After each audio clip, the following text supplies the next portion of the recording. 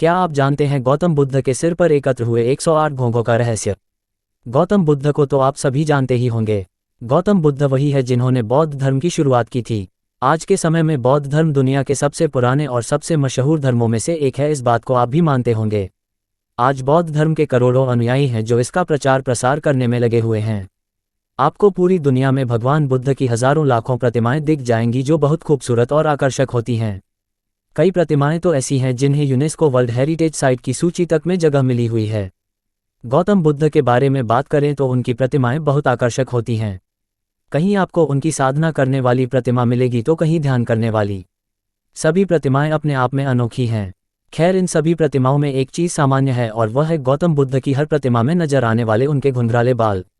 लेकिन इसके पीछे की असली कहानी अगर हम आपको बताएंगे तो आप हैरान रह जाएंगे। क्या है गौतम बुद्ध के बालों का रहस्य? गौतम बुद्ध की हर प्रतिमा में जो आप घुंघराले बाल देखते हैं वह असल में बाल है ही नहीं। जी हाँ, अब आप सोच रहे होंगे कि फिर वह आखिर क्या हैं?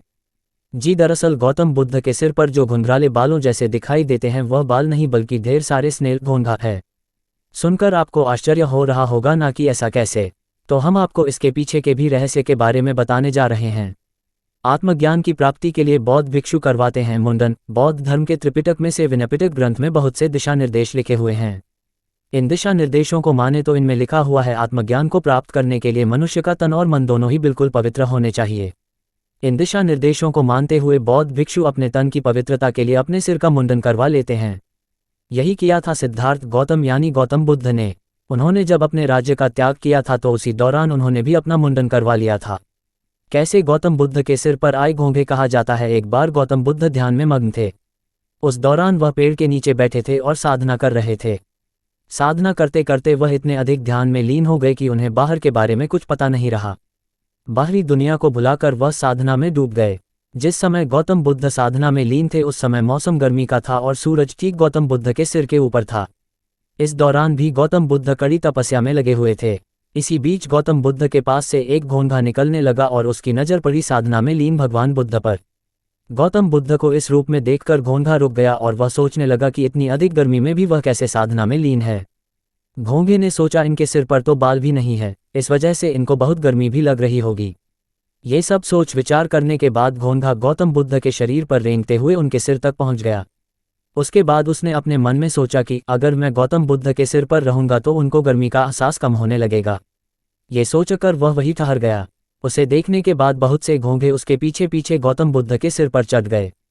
इस तरह 108 घोंघे गौतम बुद्ध को गर्मी से बचाने के लिए उनके सिर पर बैठे रहे और इस तरह उनकी जान चली गई। कहा जाता है भगवान बुद्ध को आत्मज्ञान दिलवाने में इन 108 घोंघों ने अपनी जान दे दी। अपनी अहम भूमिका के लिए इन 108 घोंघों को महत्वपूर्ण माना जाता है। स्नेल ये लचीले शरीर वाले जानवर हैं और इनमें नमी होती है। इन्हें जब भी पकड़ा जाए तो ठंडक का एहसास होता है। अपनी इन्हीं बातों को ध्यान में रखते हुए घोंघे गौतम बुद्ध को गर्मी से बचाने के लिए उनके ऊपर बैठ गए और अपने प्राण त्याग दिए। आज गौतम बुद्ध की मूर्तियों के सिर पर जो घुंघराले बाल जैसी आकृति बनाई जाती है वह असल में घोंघे हैं। एक अन्य भी है कहानी। कुछ लोगों का यह मानना है कि जब गौतम बुद्ध साधना में लीन हुए तो उनके बाल बढ़ गए थे। उस दौरान जब भयंकर गर्मी आई तो गौतम बुद्ध के सिर के सारे बाल जल गए और सभी घुंघराले आकार के हो गए। वैसे आप जानते ही होंगे आज भी विश्व के ऐसे कई गर्म इलाके हैं जहां लोगों के बाल जलकर घुंघराले हो जाते हैं। इसी को आधार मानते हुए आज कई लोग इस कहानी पर यकीन करते हैं। क्या है सच? इन दोनों कहानियों में से कौन सी कहानी सत्य है इसके बारे में कुछ कहा नहीं जा सकता है। सभी की अपनी अपनी राय है। सूचना सिर्फ मान्यताओं और जानकारियों पर आधारित है। यहाँ ये बताना जरूरी है कि यह मेरा वीडियो किसी भी तरह की मान्यता जानकारी की पुष्टि नहीं करता है।